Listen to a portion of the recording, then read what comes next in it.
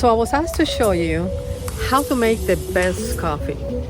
So I started doing some research of the easiest way for newbies like me.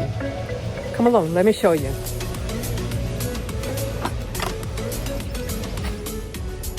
Did you know that there's over 20 different methods of making coffee?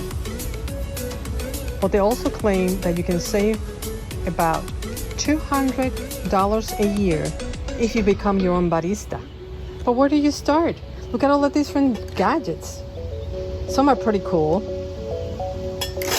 But let's find out how to make it real simple. So here we are. Since we don't know how to make coffee, I'm gonna try to get some input from some coffee lovers. First, you start out with ice. I like a lot of ice, but it's up to you. Then the cold brew.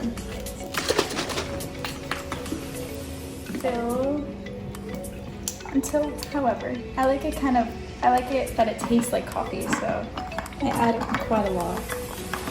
I add oat milk, but you can add whatever milk you like also. Kind of to their creamer. Wow, how fun. I usually froth it, so you just put a little bit here and then use the frother. Yeah, pretty much. And then you stir it up until it's like a little bit frothy. Sometimes it doesn't work very well with non-dairy creamers, but just so that it's a little creamier. Kind of like that. You see like a little bit of cream. And then you add it to the top.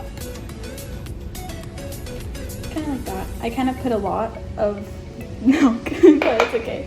And then you just stir it a little bit. I kind of overflowed it. Oops.